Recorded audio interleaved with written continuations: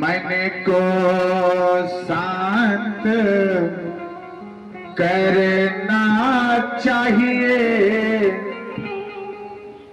प्रभु के भजन को करना चाहिए। मन शांत रखिए, शांत रखेंगे तभी कथा का श्रवण होगा। अपने ये मन को शांत रखिए, प्रभु के भजन मन से करते रहिए।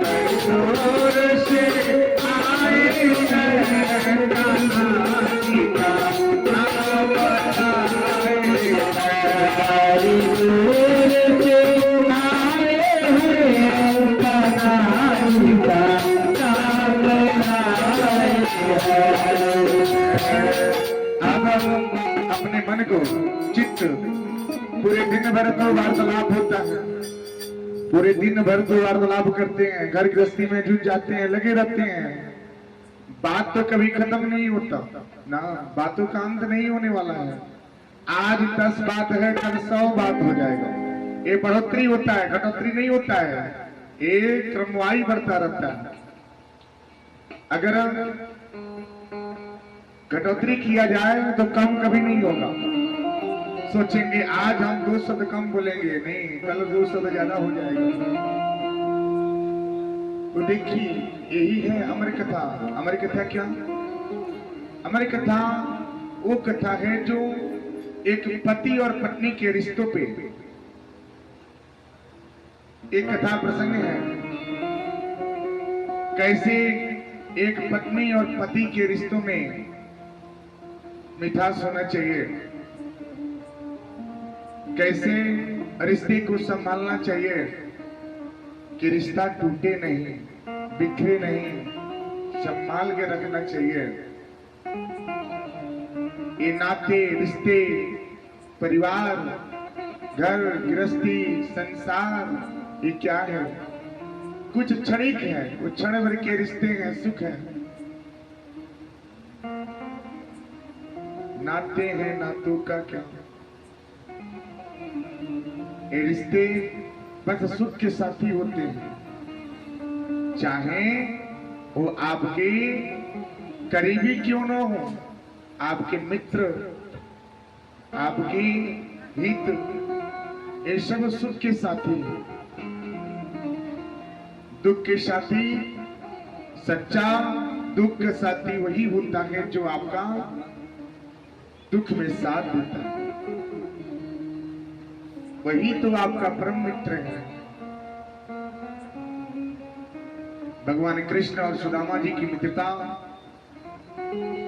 इतने घनिष्ठ है जो आज इतिहास भी गवाह है। कैसे मित्रता उनकी हुई? ऐसी मित्रता भगवान ने सबको, हर एक मित्र को ऐसे मित्र मिले जो ऐसे मित्रता आज इतिहास, पुराण, वेद साक्षी है।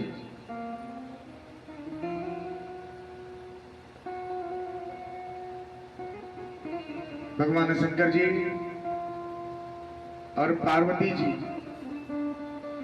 ये रिश्ते बहुत ही अच्छे हैं।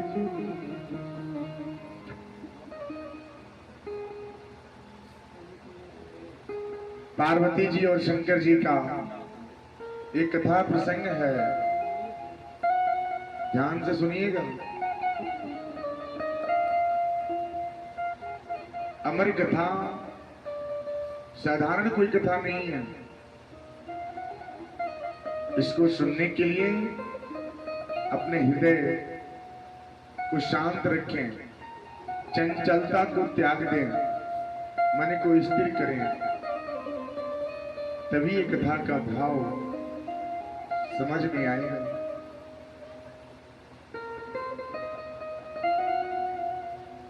पति और पत्नी का रिश्ता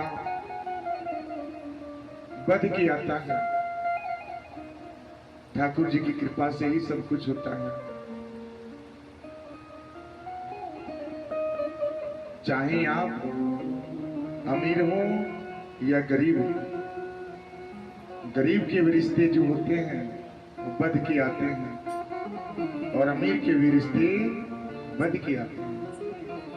आपके हमारे बनाने से नहीं बनते।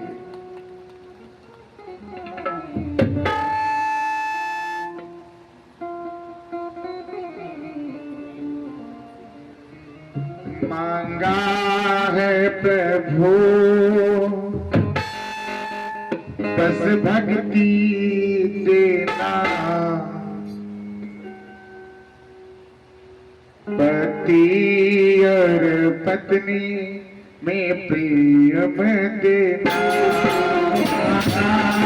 है प्रभु बस भक्ति देना, पति और पत्नी में प्रेम देना।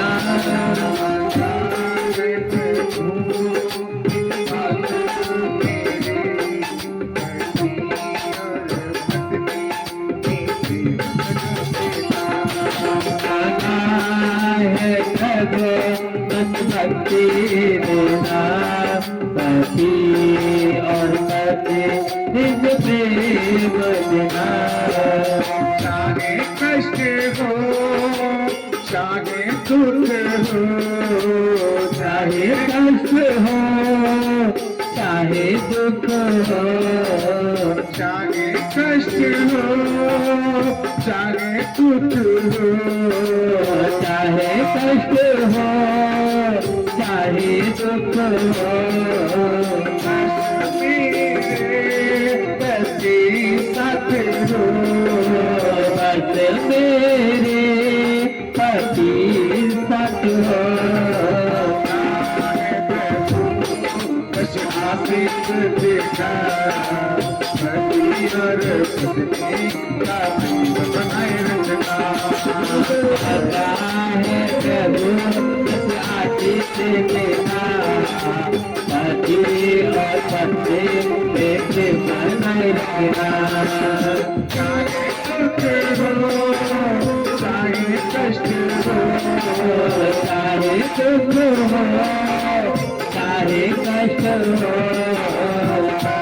मेरे पति साथ हो, बस मेरे पति साथ हो।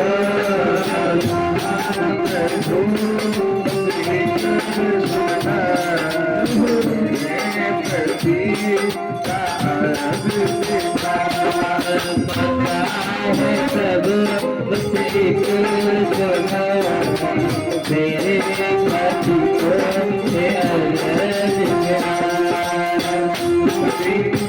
और पत्नी का रिश्ता जो है ये बद किया था भगवान जी बनाते हैं। भगवान शंकर जी के भी ऐसे ही रिश्ते। वो तो एक तो पहले शादी करने के लिए तैयार नहीं थे, विवाह करने के लिए तैयार नहीं थे, लेकिन अब सब लोगों ने मिलकर, सब देवताओं ने मिलकर के उनका विवाह रचा ही दिए।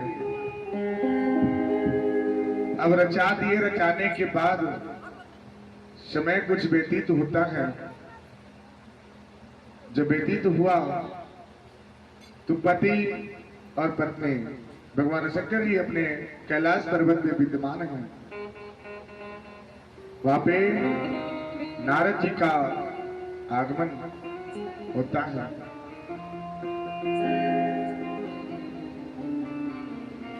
नारद जी जाके बोले कि हे प्रभु,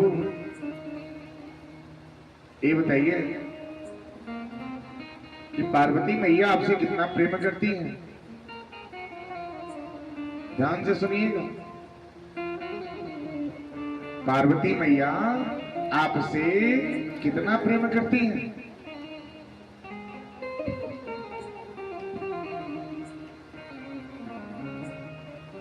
अब भगवान शंकर जी ने बोला, क्या ये कौन से प्रश्न कर दिए भाई, ये कौन सा प्रश्न है, इसका प्रश्न का कोई अर्थ ही नहीं बन रहा है। नारद जी ने बोले, ना ना बताइए। भगवान शंकर जी बोले, क्या पार्वती जी तो बहुत हमसे प्रेम करती हैं, इतना प्रेम करती हैं कि उसका कोई हद नहीं है, सीमा नहीं है। पति और पत्नी के रिश्ते में प्रेम तो होना चाहिए। बिना प्रेम के रिश्ते ये क्या है, चलते नहीं है, बिखर जाते हैं, टूट जाते हैं। विश्वास पे ही रिश्ते चलते हैं। आप आए किसके भरोसे, बताइए, किसके भरोसे से आप आए हैं? एक पति के ही भरोसे आए हैं, ना कि आप घर देख करके उनकी गृहस्थी धन देख करके आप नहीं आए। आप आए अपने जीवन को अच्छे से व्यतीत करने के लिए, पति के सहारे जीवन व्यतीत करने के लिए। एक माँ और बाप, पिता जो है ना, जब कन्या जन्म लेती है ना, कन्या जन्म लेती है तो उस कन्या को बहुत ही संजोग करके, बहुत ही संभाल करके रखते हैं। ना संभाल करके रखते हैं कि उनको अगर छोटी सी उम्र है ना, छोटी सी उम्र में उनको पूरी तरह से ढक करके रखा जाता है। वही जब एक छोटा सा नन्हा मुन्ना बालक हो ना, जन्म लेवे, तो उसको लोग पर्दे में नहीं रखते, लेकिन कन्या जो है ना, पुत्री, वो पर्दे में रखते हैं। क्यों? उसको पालते हैं, पोसते हैं, बड़ा करते हैं, शिक्षा प्रवेश कराते हैं। यहां तक कि जब एक 16 साल 17-18 साल की जब उम्र में वो पुत्री जब जाती है ना, उनके माँ बाप उनको पूरी तरह से अपने घर से बाहर जाने तक नहीं देते। क्यों? एक लड़का और एक लड़की में क्या अंतर है? बोला जाता है क्या? कोई रोक टोक नहीं होता है, कोई नहीं रोकता है, ना कोई टोकता है। कहीं भी जाए, कभी भी आवे, अगर सुबह का निकला, अगर 8 बजे निकले, अगर रात को 10 बजे घर पे आवे, तो कोई पूछने वाला नहीं है कि इतनी देर तक तुम क्या कर रहे थे। लेकिन जब वही पुत्री अगर घर से निकले, बोल के जावे कि हम 9 बजे सुबह में चले आएंगे, अगर 9 से अगर 12 बज गया, 11 बज जाता है ना, तो माँ बाप का हृदय जो होता है ना, वो क्या सोच में पड़ जाता है, पुत्री कहाँ? क्यों? क्योंकि उनको वो संभाल के रखते हैं। वो पराए घर की अमानत होती है, एक दूसरे घर की अमानत होती है। एक लोहा और एक हीरे, हीरा देखे? हीरा, हीरा देखे? लोहा देखे? लोहा हाथ उठाइए। लोहा कितने लोग देखे? लोहा और हीरा, फर्क क्या होता है? जब एक बालक जन्म लेता है, उसको पर्दे में न रख करके उसको बड़ा किया जाता है। कहीं भी जावे, किधर भी जावे, कोई रोक टोक नहीं करता है। वो सुबह का निकला, शाम को भी आवे ना, तो रोक टोक नहीं करता। लेकिन लड़की जो होती है ना, वो हीरा होती है। जिस तरह से एक सुनार जो होता है अपने गहने को, अपने सोने और चांदी और हीरे को एक तिजोरी में बंद करके रखता है, उसी तरह कन्याओं का जो जीवन होता है, उसके माँ बाप अपने घर में तिजोरी की भांति सजा कर रखते हैं।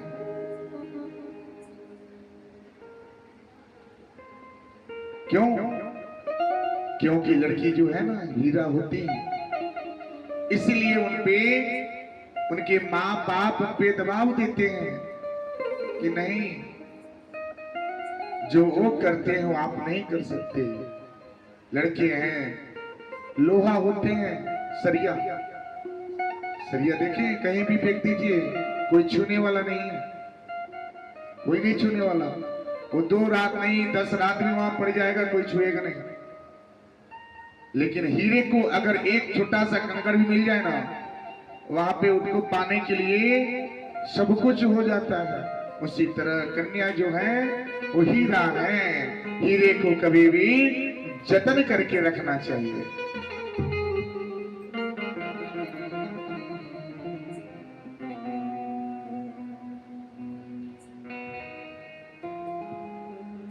पति और पत्नी के रिश्ते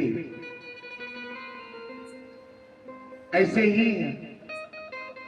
एक माँ और बाप पुत्री को जन्म देने के बाद जब उसकी आयु 20-25 वर्ष की होती है, आधा उम्र तो अपने माँ बाप के पास खेलने में, उस घर को सजाने में, उस घर को बनाने में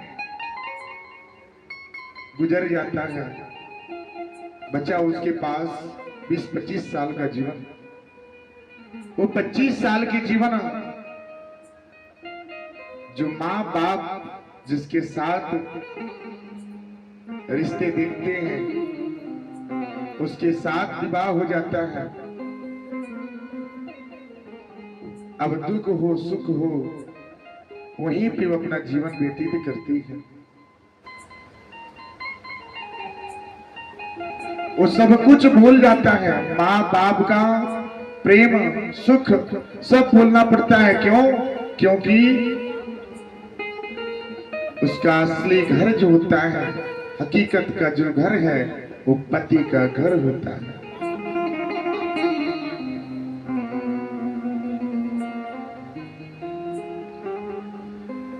बेटी घर बाबुल की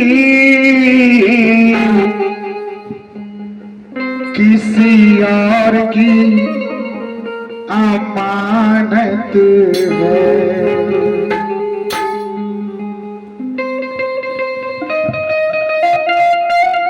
बेटी कर बाबुल की किसी और की अमानत है।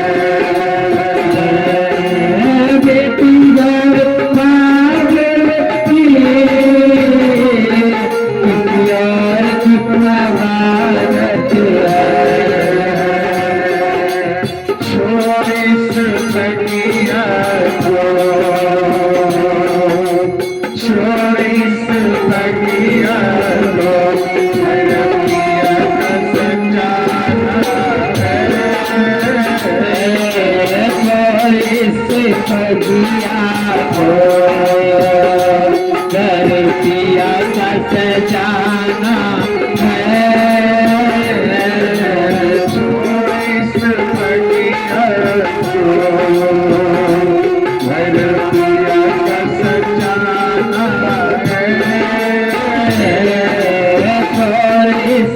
बगिया को, बगिया का सजाना है। वही पुत्री को 25 साल की उम्र तक अपने पति के घर पे जाती है और वहां पे जो माँ बाप जो रिश्ते में बंध देते हैं, जो रिश्ते बंध जाता है, उन्हीं के घर पे वो जीवन व्यतीत करती है। चाहे दुख पड़े चाहे सुख हो, वही तो उसका घर होता है। अब जितना हक आप अपने पति के घर पे जता सकती हैं उतना हक अपने मायके में नहीं हो सकता।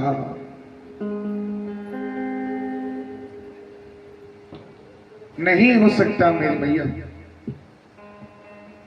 आप जब अपने घर पे आते हैं तो अपने आप 1 रुपये के बजाय 10 रुपये खर्च हो जावे, कोई पूछने वाला नहीं है। आप 1 ईंट रखिए या 10 ईंट रखिए, वो आपका घर है। जब तक आप मायके में थे, जब तक शादी से पहले आप मायके में थे तो घर आपका, वो तो कभी भी पराया है। बेटी कभी भी पराई होती है। वो जन्म जब लेती है ना, तब से लेकर के जब तक विवाह ना हो जावे तब तक वो पराई ही होती है। लेकिन जब तक अपने माँ बाप के पास रहती है वो लक्ष्मी स्वरूप होती है। जब अपने माँ बाप के घर को छोड़ के जाती है, वो घर क्या है,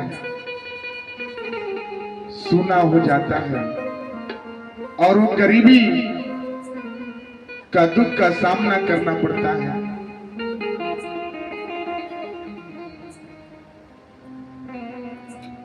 बेटी माता और पिता की सबसे बड़ा धन होती है। जब विवाह, जब कन्यादान हो जाता है तो अपने धन को, अपने हीरे को वो दूसरे के हाथ में सौंप देते हैं। अब उन पे कोई अधिकार नहीं है। वहीं से उसका जीवन बदल जाता है। भगवान शंकर जी के साथ पार्वती जी का जब विवाह हुआ,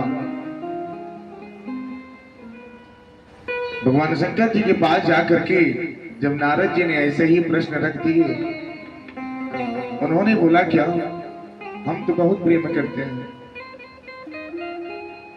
पति और पत्नी का प्रेम भी ऐसा होना चाहिए जैसे कि भगवान शंकर जी का प्रेम है।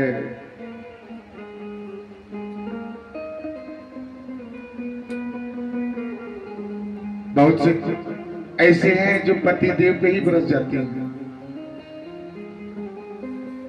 अगर पति देव थोड़ा देर से आवे ना, अगर देर से घर पे पहुंचे तो क्या बहुत सारी इतना खाने भर के दे देती हैं। जल तो बाद में मिलेगा, लेकिन पहला आहार दे देना है। इच्छा भर दे दीजिए। कितना हो बेचारा पति देव कमावे, घर पे आने देवे, सब कुछ करे, लेकिन पत्नी का गुस्सा बरसना ही बरसना है। क्यों? वो प्रेम है। पति और पत्नी में प्रेम बना रहना चाहिए। जब पति और पत्नी के रिश्ते जब टूटते हैं ना, टूटने का वजह क्या है? विश्वास। एक प्रेम के धागे, ये धागे जब टूट जाते हैं ना, विश्वास जब टूट जाता है,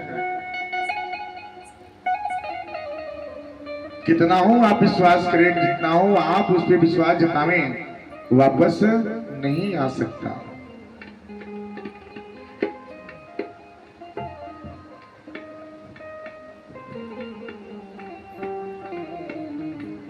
तो एक पति और पत्नी के रिश्ते में भी प्रेम बना रहना चाहिए।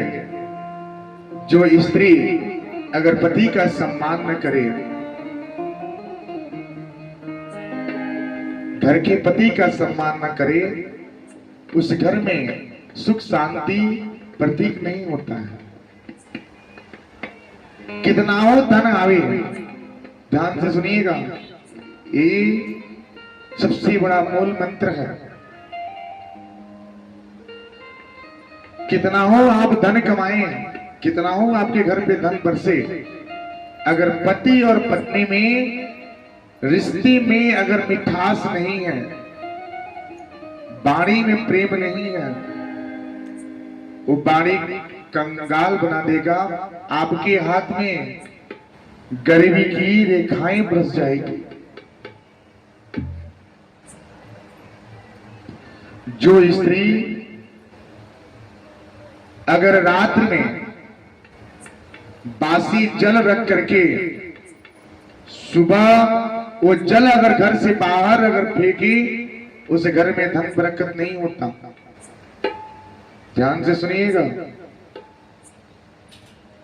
जो स्त्री गुरुवार के दिन अगर बाल को धोए, अगर तेल का इस्तेमाल करे, उस घर पे दरिद्रता बना रहता है। जो स्त्री अपने वस्त्र को फटे पुराने वस्त्र को अगर घर में रखे, सजा कर रखे, उस घर में बरकत नहीं होता।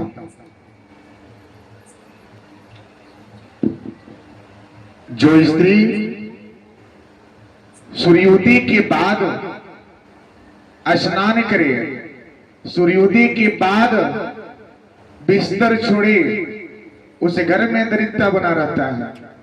चाहे लाख कमावे आपके घर पे, हर महीने का अगर चेक भी फटे 50,000 रुपये मंथली आवे, फिर भी आपके घर पे दरिद्रता बना रहेगा। जो स्त्री अगर पांव में चप्पल जूते पहन करके रसोई घर में जाती है और अन्नपूर्णा देवी का सेवन बार बार उसको ला करके भोजन पकाती है, उस घर में दरिद्रता बना रहता है। आज के समय में तो ऐसा ही हो गया है। बिना चरण पादुके की एक कदम चलना नहीं है ना। आज आपको इतना बीमारी क्यों लग जाती है? आप जूते का प्रयोग करते हैं, नंगे पांव बहुत ही कम रहा जाता है। जो स्त्रियां, जो पुरुष समय अनुसार 24 घंटे में 4 घंटा तो उसको नंगे पांव चलना चाहिए। ये जो है ना, एक कनेक्शन, और ये जो पांव है ये अर्थिंग है। जब आप हमेशा पांव में चप्पल जूते पहने रहेंगे तो आपका मस्तिष्क हमेशा क्या होगा? गर्म रहेगा, गुस्से ज्यादा बरसेंगे, ज्यादा गुस्सा होता है। क्यों? क्योंकि ये पांव जो चरण है, ये तलवे जो है, ये आपकी भूमि से स्पर्श नहीं होता, मट्टी से स्पर्श नहीं होता। अगर मट्टी से स्पर्श हुए तो आपका मस्तिष्क क्या हो? शांत हो, ठंडा रहता है। लेकिन आप भोजन पकाने में भी चप्पल जूते का प्रयोग देखा जा रहा है। कितने घरों में तो ऐसा होता है कि रोटी भी बनाया जाए ना तो ऐसे ही बेला जाता है, बेलन के सहारे। उसे पांव से चप्पल उतरना नहीं चाहिए, मिट्टी लग जाएगा। बहुत बड़ा शौक हो गया है। अरे भाई, ये शौक नहीं है, ये बीमारी आप खुद ही पाल रहे हैं। जब आपको बीमारी लगता है तो आपको भगवान की याद आती है कि भगवान जी ने आपको कितना कष्ट दे दिया है। कितने लोग नंगे पांव दिन में 4 घंटा रहते हैं, टहलने जाते हैं। बताइए, सुबह में नंगे पांव टहलने की संख्या कितनी है? जब आप नंगे पांव चलेंगे ना तो आपको बीमारी नहीं लगेगी। आज बीमारी लगने का वजह क्या है? आपका फैशन। जितना ही सुख सुविधा आपको दिया जा रहा है, जितना ही मिल रहा है, उतना ही आपको बीमारी ग्रसित कर रहा है, कर रहा है। आज के 40-50 साल पहले जो माताएं आती है ना, वो कुएं से क्या करती थी? जल खींचती थी, खूब जल खींचती थी। एक्सरसाइज होता था, खूब मेहनत करती थी। उस कोसों दूर तक मटकी में जल लेकर चला करती थी। होता था ना? उस समय में, उस जमाने में बीमारी नहीं था। ये सब कुछ वही है, समय भी वही है, दिन वही है, पेड़ पौधे सब वही है, लेकिन बदल गया है क्या? आपका विचार और आपका नेतृत्व। पहले की जो माताएं थी ना, वो घर में चक्की चलाती थी, खूब पीसती थी चक्की। और जब तक चक्की नहीं चलता घर में, चूल्हे नहीं जलते थे। वो चक्की चला करके अन्न का सेवन करती थी। वो अन्न में मिठास था, उस अन्न में मिठास था, उसमें बीमारियां नहीं थी। और आज देखिए क्या करते हैं, कोई हाफ बॉयल खाता है, कोई पतला पतला बोलता है कि मैं 90 रुपए किलो का चावल का सेवन करता हूं। अरे भाई, आप 90 नहीं, 90,000 का भी चावल का सेवन करेंगे, जब तक आपके पास संयम नहीं रहेगा तब तक आप स्वस्थ नहीं हो सकते।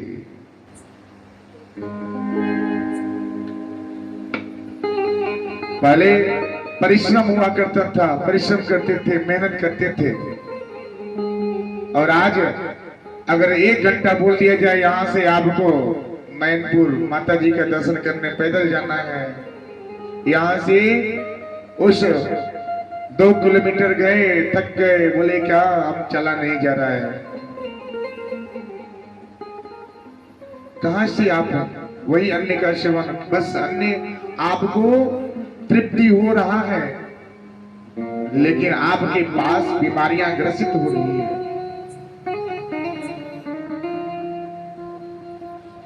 जो माताएं प्रातः काल उठ करके सूर्योदय के पहले उठे स्नान करें, आप तड़के सुबह में उठ करके कम से कम 2 से 4 किलोमीटर का आप क्या करें, नंगे पांव चलें। उसके बाद घर में प्रवेश हो, घर के मुख्य द्वार को आप क्या करें, धोएं, साफ करें। संजय टाइम में, शाम के समय में दीपक जलावें। आप करके देखिए, 1 महीने 7 दिन करके देखिए, आपके घर पे अगर कर्ज है तो कर्ज से छुटकारा मिलना शुरू हो जाएगा।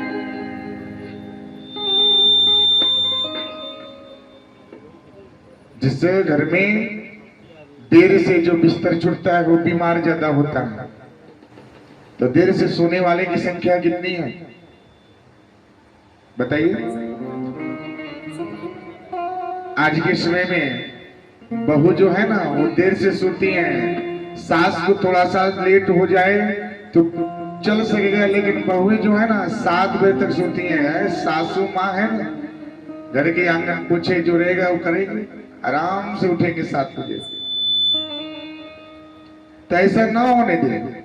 सास और बहू के रिश्ते एक माता और पुत्री का होना चाहिए, माता और पुत्री का होना चाहिए। जब बहू को आप अपने पुत्री के समान समझेंगे तो आपका कदर होगा और आपकी मान सम्मान बढ़ेगी। अगर दूसरे को सुधारने की प्रयास करें ना तो सबसे पहले अपने आप को सुधारना चाहिए। किसी की कमियां अगर देखते